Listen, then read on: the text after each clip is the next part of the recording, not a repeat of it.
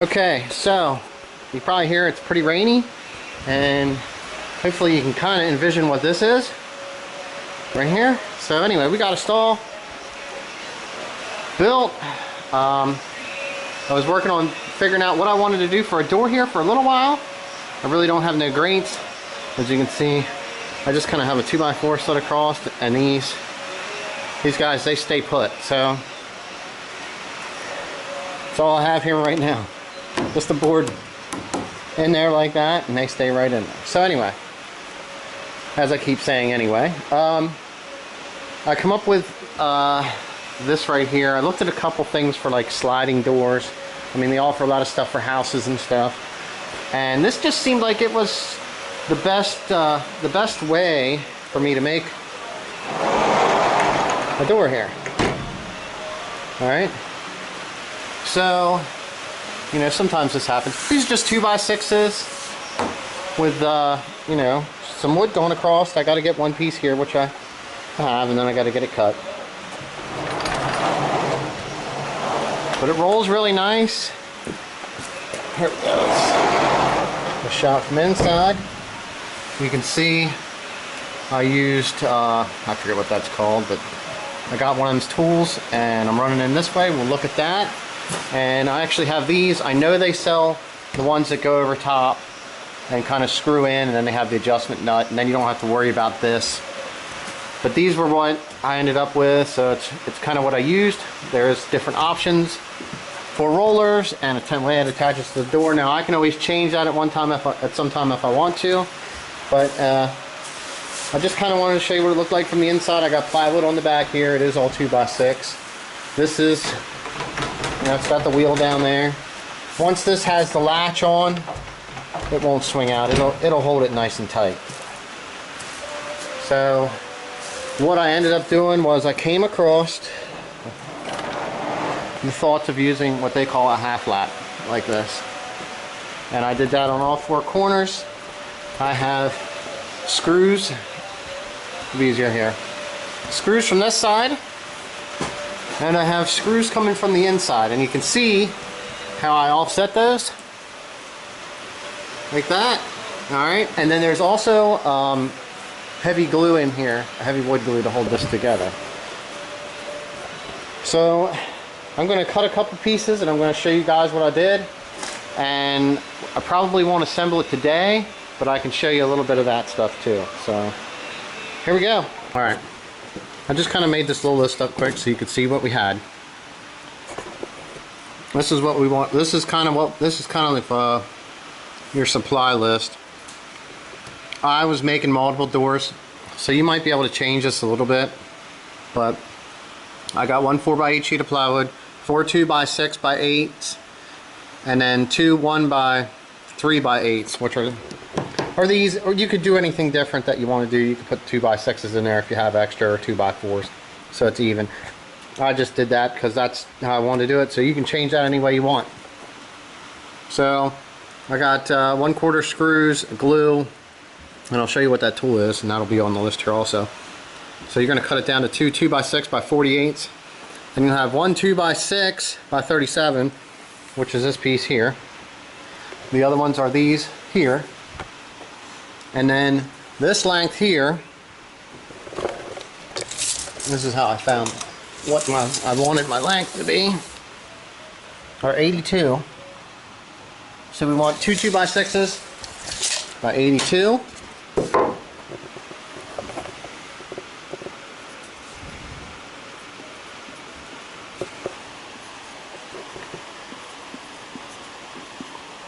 Inches, okay, and that's our side lengths. And then the 4x8 sheet of plywood, all I did was I cut that in half so I could have 2 doors. If you have other uses for the plywood, it is what it is if you're only making 1 door. So there's all that. I'm going to show you some of the supplies that I got to assemble this. Okay, so I got this glue to glue it together at the half laps. I bought this tool, the Craig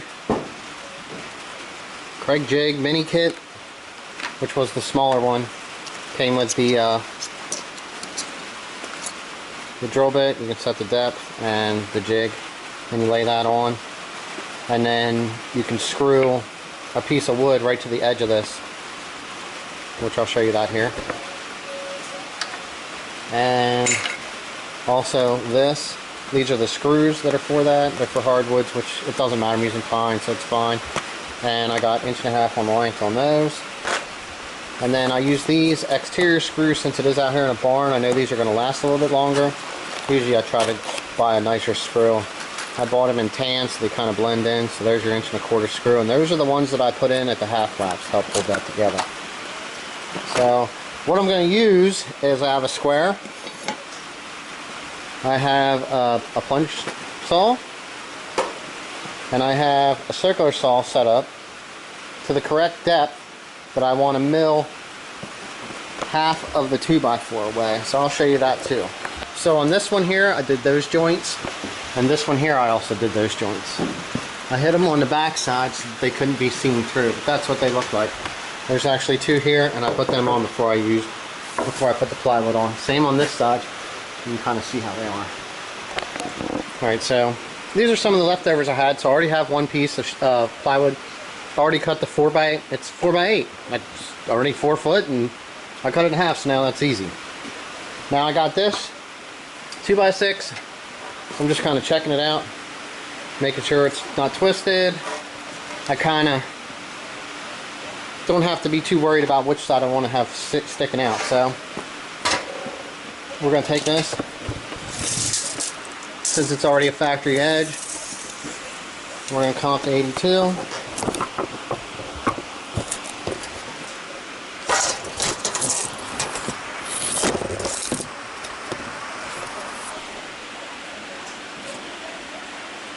Let's be precise and hold the tape measure while it's leaning on the saw.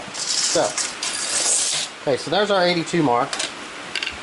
And what we're going to want to do is cut two like that. So I'm going to get the saw set up here. Okay, so this is real easy. I don't even have to worry about squaring off a line. And you always want to cut to the waist side of the line, which that will be, you won't see this because of where I made my mark, my measurement. So I'll take this. This does have one of those funny lasers in that actually you can turn on, but the batteries are dead. So there we go.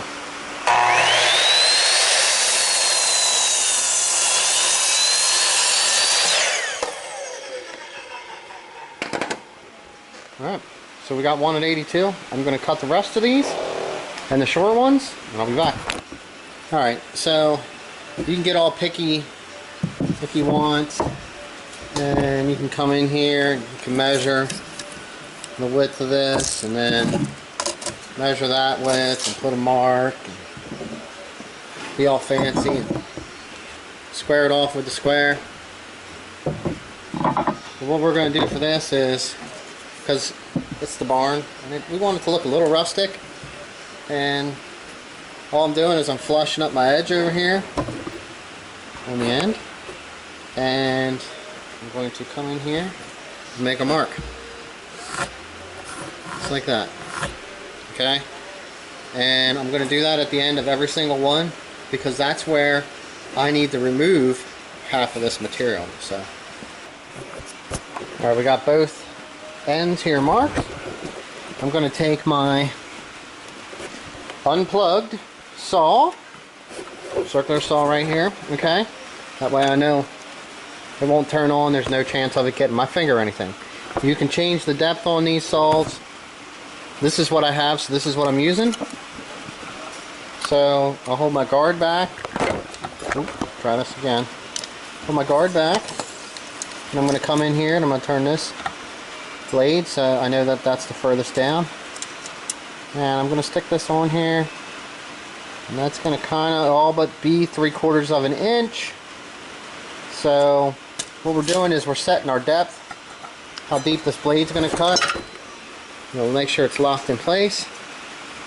Anytime you do this, it's always good to run a test cut. So that's what I'm going to do right now.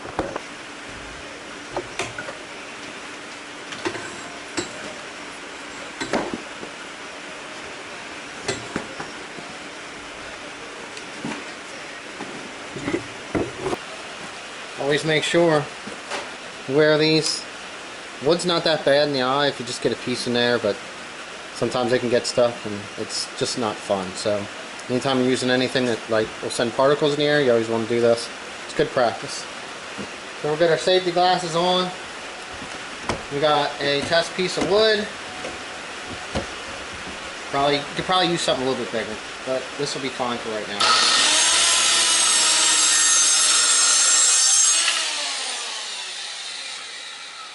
So I cut the whole way through. Alright, so now I'm going to take my tape measure and measure that. Let's see if I can get it on the camera. We're somewhere, what would that be, 5/8, you know, between 5/8 and 3/4, something like that. The depth will change, and the end of this tape measure is a little loose, so that'll change my measurement there also, because it should be in and I was up against. So, but that's what you need to do. I run the test cut. It's actually cutting through half of the board, so I'm good to go there. So now I'm going to use that, and I'm going to come over here with that saw, and I'm going to cut this end one time. Then I'm going to come out here at the end, and I'm going to start cutting in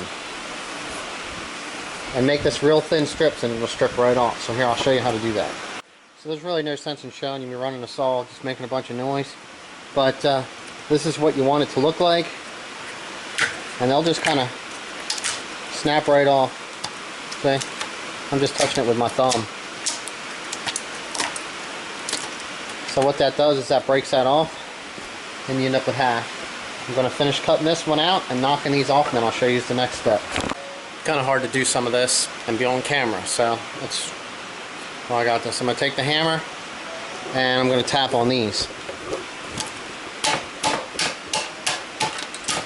A little hard because I'm not holding the board, but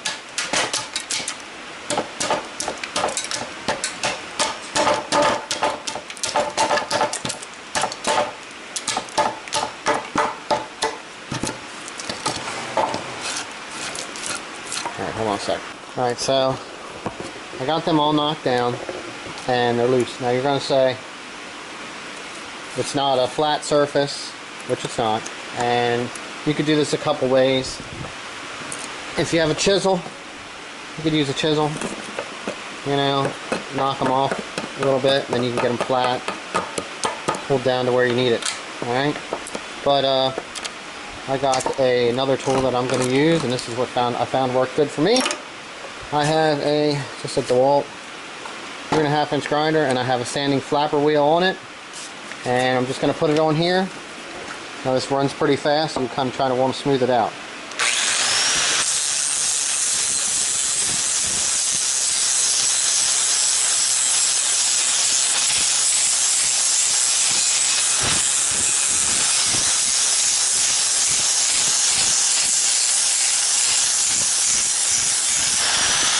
Alright, so you can kind of see here's a low spot yet, but that's really, it's tough to get it perfectly flat, level, square, perfect. So it's a nice joint doing it this way, but it's rustic and it still looks okay. But this is the next step. It's all sanded down. Now I got to finish cutting the rest of these on this end and also the uprights. Alright, so here's how some of the joints came out across the top. Not perfect, not perfectly even. They're glued, they're screwed, and you know, this just happens. It's wood. I screwed half of them in and then got to this one, and there was no way I could have anticipated that it was going to split. You know, you just don't know. Maybe it has to do with the closeness of the bands right there going around that limb that was coming out. But you know, they're pretty nice and even. You know, and all I did was make these flush, but that came out nice. See? Alright, so what you'll end up with is all four pieces like this.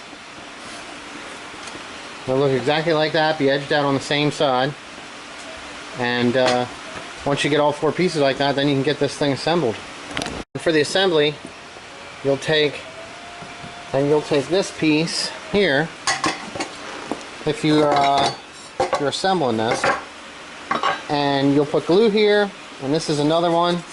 You'll lay it on top, and then you want to use your square. And if you're a little deeper on either side, you can flush it up, come up even there, in or out or whatever you got to do, and get it squared out. And then run your screws through just like I did on the other one, just like this on both sides, and then you'll get all 4 of those assembled. And I picked the nicest side of the plywood to put out, and all I did was I screwed this. You can see 4 here. Here I put 2. Pretty good, because it is a horse. I wanted to make sure that this was going to stay together. And then this one has 3 drilled into it, here and there, to hold that together. But we got this all cleaned up right now, and we got a new arrival coming to join the family. So